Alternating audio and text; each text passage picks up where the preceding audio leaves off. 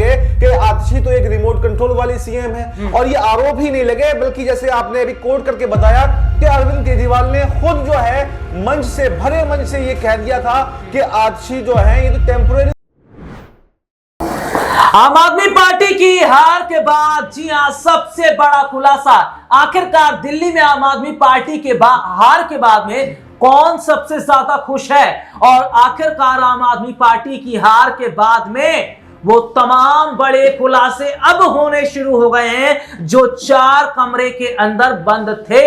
तो कौन है अरविंद केजरीवाल की हार के बाद सबसे ज्यादा खुश, और आम आदमी पार्टी अगर दिल्ली में चुनाव हारी है तो क्या आपसी गुटबाजी की वजह से, और क्या ये बहुत बड़ी खबर है, कालकाजी सीट से अपनी इज्जत, अपनी प्रतिष्ठा बचाने वाली आतिशी जो दिल्ली की सीएम थी जब आम आदमी पार्टी की सरकार थी, वो अब क्या भारतीय जनता पार्टी में शामिल होने जा रही हैं, और मनीष सिसोदिया, आतिशी और क्या तमाम बड़े चेहरे अब आम आदमी पार्टी से दे देंगे इस्तीफा। नमस्कार, मैं हूं राहुल शर्मा और आप देखना शुरू कर चुके हैं हमारा आज का खास प्रोग्राम, और आज के इस प्रोग्राम में हम बात कर रहे हैं दिल्ली के चुनावी नतीजों को लेकर।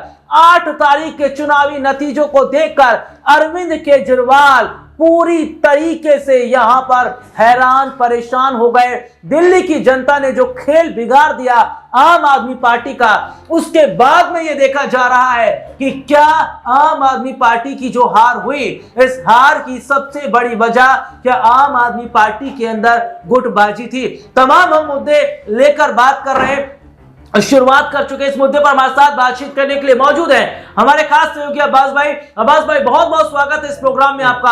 अब्बास भाई, आम आदमी पार्टी की हार पर अगर सबसे ज्यादा कोई खुश है तो वो ना तो भारतीय जनता पार्टी न वे कांग्रेस पार्टी, बल्कि कोई खुश है तो वो कालकाजी सीट से अपनी प्रतिष्ठा बचाने वाली आतिशी हैं। वो मैं इसलिए बोल रहा हूं क्योंकि एक प्रेस कॉन्फ्रेंस के दौरान अरविंद केजरीवाल ने खुले तौर पर यह कहा था कि ये एक टेम्पररी सीएम है। जब यह सवाल पूछा गया कि जब दिल्ली में आम आदमी पार्टी की सरकार बन जाएगी तो सीएम चेहरा कौन होगा, तो अरविंद केजरीवाल ने सीधे तौर पर खुद को सीएम चेहरे के तौर पर दिखाते हुए बगल में बैठी आतिशी को कहा कि यह टेम्पररी सीएम है और सीएम तो मैं ही बनूंगा।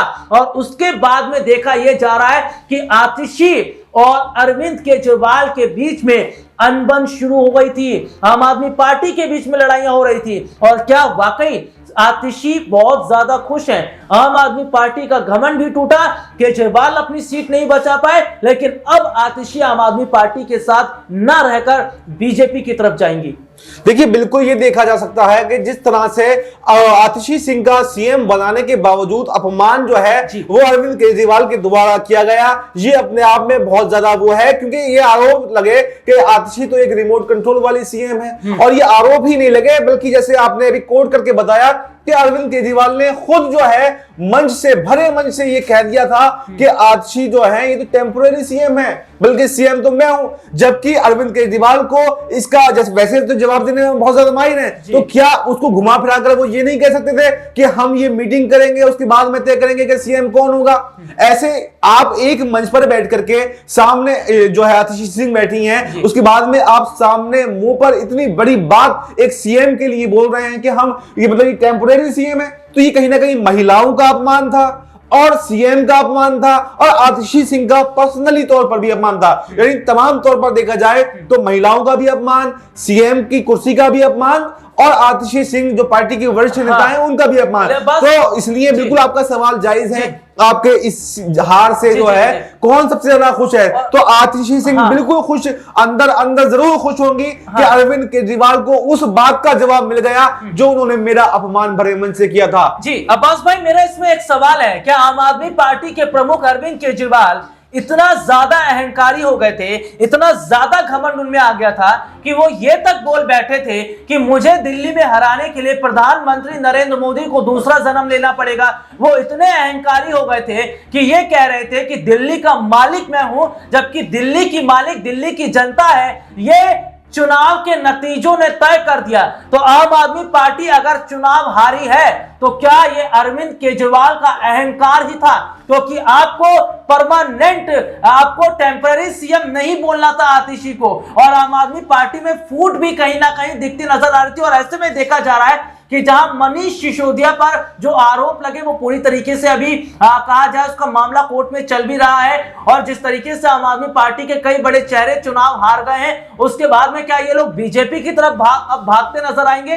देखिए, बिल्कुल ये देखा जा सकता है कि जब भी कोई पार्टी हार होती है तो बहुत सारे नेता ऐसे होते हैं कि दूसरी पार्टी की तरफ अपना राजनीतिक भविष्य सोचने लगते हैं। तो ऐसे में जो बीजेपी के मतलब आम आदमी पार्टी के कई बड़े नेता हैं, जिसमें मनीष सिसोदिया का नाम है, सत्येंद्र जैन का नाम है, सौरभ भारद्वाज का नाम है, आतिशी सिंह का नाम है, ये आम आदमी पार्टी के वरिष्ठ नेता हैं, बड़े नेता हैं। तो क्या ये जो है अब बीजेपी की तरफ जा सकते हैं? ये सवाल जरूर बना हुआ है, क्योंकि सत्येंद्र जैन और मनीष सिसोदिया तो फंसे हुए मैं इसलिए कह रहा हूं कि उनके ऊपर आरोप लगे हुए हैं, भ्रष्टाचार के आरोप लगे हुए हैं, और उन पर जेल जाने का खतरा भी मंडरा रहा है। तो ऐसे सिचुएशन में जब इंसान के पास में कोई रास्ता नजर नहीं आता, तो क्या अगर वो बीजेपी को ज्वाइन कर लेंगे तो उनका जेल जाने से बच सकते हैं? तो क्योंकि अब 5 साल तक दिल्ली की सत्ता में आम आदमी पार्टी बाहर हो गई, और अगले 5 साल में भी वापस आएगी या नहीं आएगी ये कहा नहीं जा सकता।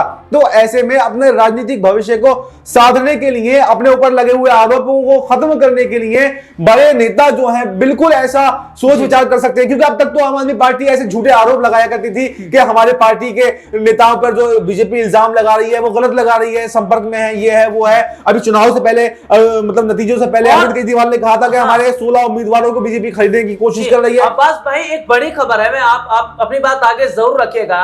ये खबर भी निकलकर सामने आई है, सूत्रों से जानकारी है कि आतिशी का ये कहना है कि ये तो दिल्ली में खत्म हुआ है आम आदमी पार्टी का साम्राज्य, अब ये पंजाब में भी खत्म होगा, क्योंकि इनके 36-37 विधायक जो हैं वो किसी और पार्टी के संपर्क में हैं। और यहां पर अगर मैं बात करूं सीधे तौर पर कुमार विश्वास की, ये वही कुमार विश्वास जो अन्ना आंदोलन के समय आम आदमी पार्टी के साथ ये जुड़े थे, लेकिन क्या देखा जाता है कि दूध में से जैसे मक्खी को निकालकर फेंक दिया जाता है, ठीक कुमार विश्वास को ऐसे ही आम आदमी पार्टी ने फेंका।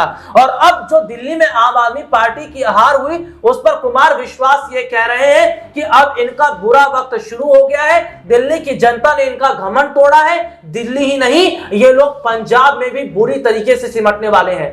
देखिए, कुमार विश्वास का गुस्सा बिल्कुल जायज है, क्योंकि कुमार विश्वास अरविंद केजरीवाल के पुराने साथी रहे हैं। और सिर्फ कुमार विश्वास का गुस्सा ही नहीं, बल्कि अन्ना हजारे का गुस्सा आप देख लें, स्वाति मालीवाल का गुस्सा आप देख लें, क्योंकि ये सभी लोग पुराने साथी रहे हैं। और अन्ना आंदोलन जो शीला दीक्षित के विरुद्ध किया गया था उसमें ये सभी लोग साथी थे, सब लोगों ने साथ में मिलकर काम किया। लेकिन उसके बावजूद जो है अरविंद केजरीवाल ने अपने किसी भी साथी का वो समर्थन नहीं किया जो उनको करना चाहिए था। एक राज्यसभा की सीट जो है कुमार विश्वास ने मांगी थी अरविंद केजरीवाल से, लेकिन अरविंद केजरीवाल ने सिर्फ राज्यसभा की सीट भी जो है कुमार विश्वास को नहीं दी, यानी कि अपने पुराने साथियों के साथ में कहीं ना कहीं गद्दारी की। इसके अलावा शाजिया इल्मी थी और कई बड़े नेता थे जो यहां पर अरविंद केजरीवाल के साथ में थे। उन सभी लोगों ने जिन्होंने पार्टी को बनाने में भूमिका निभाई थी, एक महत्वपूर्ण भूमिका थी, उन सबको साइडलाइन जो है अरविंद केजरीवाल ने कर दिया था, यानी कि गद्दारी उनके साथ में की थी। तो अब वो जरूर अपना गुस्सा जो है वो निकालना चाहेंगे और वो चाहेंगे कि दिल्ली की सत्ता में अरविंद केजरीवाल कभी नहीं आए। अब्बास भाई, मेरा फिर यहां पर सवाल है, जिस तरीके से दिल्ली में इनका साम्राज्य खत्म हुआ,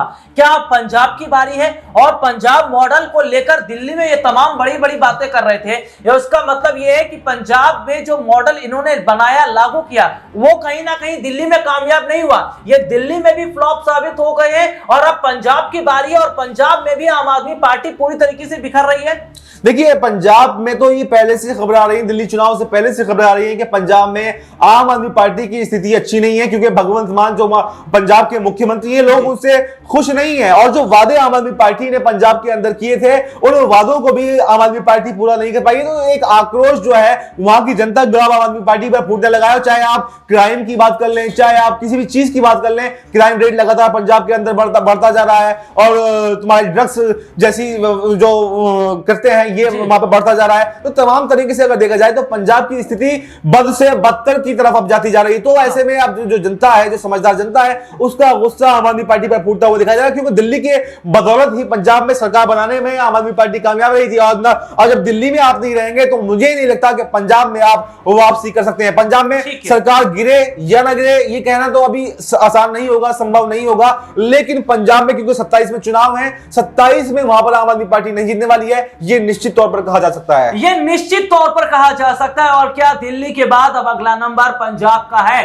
और क्या पंजाब में भी आम आदमी पार्टी सूखे पत्तों की तरह ढहती नजर आएगी? और क्या वाकई आम आदमी पार्टी ने जिस तरीके से नेशनल पार्टी बनाने का जो मन बनाया था अरविंद केजरीवाल ने, वो तमाम सपना अब धरा का धरा रह जाएगा? इस मुद्दे पर आपकी क्या राय कमेंट करके जरूर बताएं। फिलहाल आज के इस प्रोग्राम में इतना ही, आपसे फिर दोबारा मुलाकात होगी, तब तक के लिए इजाजत दीजिए, नमस्कार।